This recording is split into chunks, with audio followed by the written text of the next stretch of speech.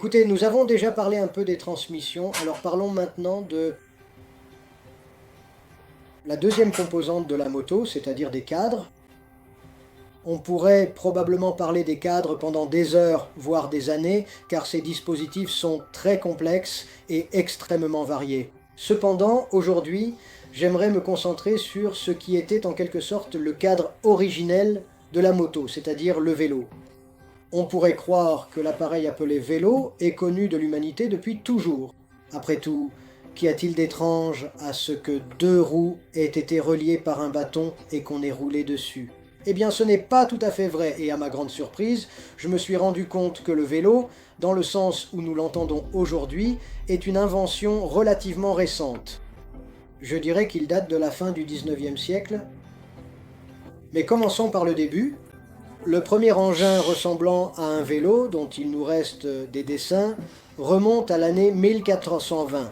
Il a été construit par Giovanni Fontana et c'était un véhicule à 4 roues avec une sorte de caisse au milieu. Mais non, il ne fonctionnait pas avec des pédales, on le tirait à l'aide de cordes, lesquelles actionnaient des roues dentées, et ces roues dentées faisaient alors tourner les roues du véhicule. Comme c'était un véhicule propulsé par la force musculaire humaine, on peut à la rigueur l'appeler un vélo. Bien qu'apparemment, auparavant, les Romains utilisaient aussi certaines machines de guerre qui étaient actionnées de l'intérieur par des esclaves marchant sur des roues. La fin du XVIIIe siècle. Apparemment, en l'an 1790, de Sivak se promenait sur un véhicule de sa propre invention, un engin tout à fait unique et personnel. Cependant, même pour cette époque reculée, c'était un véhicule très primitif, composé simplement d'une bûche brute, de roues rudimentaires et d'un dispositif particulièrement étrange et ingénieux pour diriger ce véhicule archaïque. Quant au tout premier véhicule de ce type, qui ressemblait étonnamment à un vélo conçu spécifiquement pour courir, il a été créé en l'an 1817 par le baron Karl von Drey, un inventeur allemand. Et il s'appelait, puisque son créateur était un Allemand, le véhicule devait très probablement s'appeler en allemand la Laufmaschine, ce qui signifie littéralement machine à courir. En tout cas, ce prototype initial possédait 2 roues, une selle confortable et même, pour ainsi dire, quelque chose d'essentiel comme un guidon pour la direction, ce qui était révolutionnaire pour l'époque. De plus, il a été breveté et l'année 1817 peut être considérée comme l'année où, pour la première fois, le vélo a été officiellement présenté au monde. Étonnant, n'est-ce pas, que ce soit arrivé il n'y a pas si longtemps? Bien sûr, il n'était alors pas encore question de pédales, ni de vitesse, ni de commodité pour vélo. Cependant, il s'est avéré que ce vélo sans pédales avait tout de même ses avantages, car même si je ne peux pas dire qu'un record du monde ait été battu dessus, eh bien le propriétaire et constructeur de ce vélo a parcouru ce qui a été documenté 14 km en 1 heure. Ce qui était 2 fois plus rapide, pour ainsi dire, qu'un messager à cheval.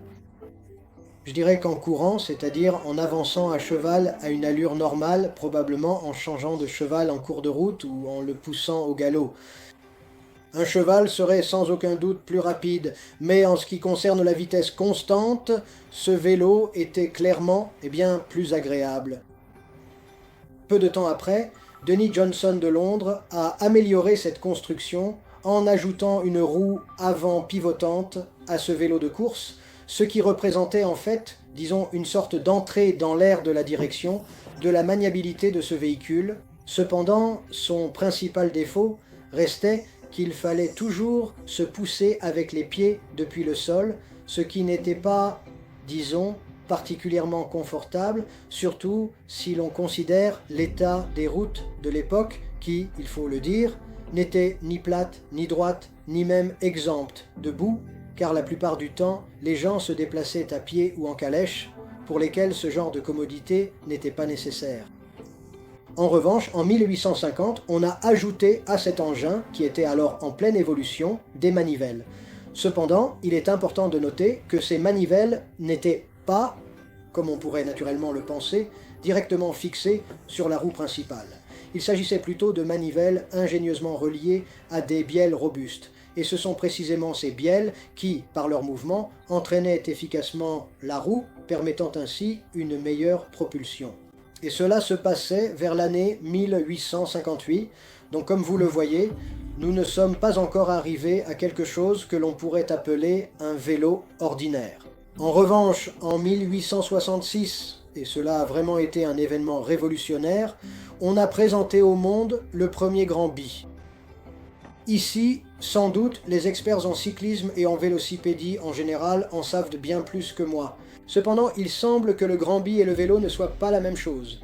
C'est-à-dire qu'il s'agit de deux types d'appareils complètement différents. De plus, les techniques de conduite sont totalement différentes.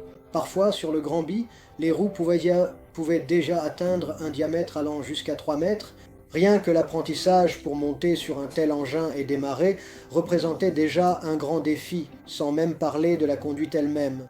En revanche, l'amélioration de ces premiers vélos à manivelle consistait en ce que les pédales étaient placées sur l'axe de la roue avant, où l'on pédalait ainsi, assis en fait sur cette roue à une hauteur d'environ 3 mètres du sol.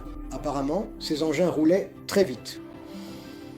En effet, la roue était grande, mais les chutes de ces vélos étaient aussi particulièrement douloureuses. Ces bicyclettes, qui sont apparues en 1866, étaient encore, je dirais, tout à fait primitives, car ce n'est qu'en 1870 que des pneus en caoutchouc ont été installés sur les roues. Ne confondons pas cela avec les pneus pneumatiques, nous en parlerons une autre fois à propos de l'invention du docteur Dunlop. Il s'agissait simplement de morceaux de caoutchouc ordinaires qui amortissaient un peu, pour ainsi dire, la colonne vertébrale du cycliste, car jusqu'alors, le seul amortisseur était constitué de quelques ressorts dans la selle. Mais pour vous prouver à quel point cela remonte à longtemps, je vous rappelle qu'à cette époque, en 1870, le métro londonien circulait déjà depuis quelques années, alors que chez nous, on pourrait dire qu'il y avait l'insurrection de janvier et qu'on dressait encore des fourches. Et à Londres, on prenait déjà le métro. C'était juste une petite parenthèse. Le premier vélo, en fait, dans une conception proche de celle d'aujourd'hui, c'est-à-dire avec deux roues de taille similaire et un cadre au milieu, à l'époque, cela s'appelait un vélo de sécurité. En Amérique, ils étaient ainsi promus comme des vélos de sécurité, par opposition au Grand Bi, qui était très dangereux justement à cause de la hauteur de la selle et de la maniabilité.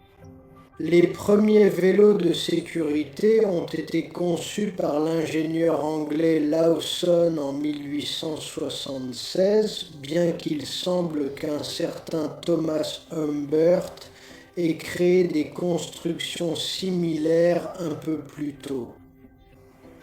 Quoi qu'il en soit, il s'agissait déjà d'un type de vélo avec des pédales, mais ces pédales étaient encore placées sur la roue avant, ce qui était une caractéristique distinctive de ces premiers modèles de bicyclette. En revanche, le cadre du point de vue qui nous intéresse le plus, c'est-à-dire le cadre principal, commençait déjà à ressembler un peu à un véritable cadre de vélo, un cadre bien conçu et fonctionnel. Quant aux tout premiers vélos, ceux qui étaient équipés de manivelles classiques, d'une chaîne de transmission, d'un plateau avant et d'un pignon arrière, ces innovations fondamentales datent d'environ l'année 1879.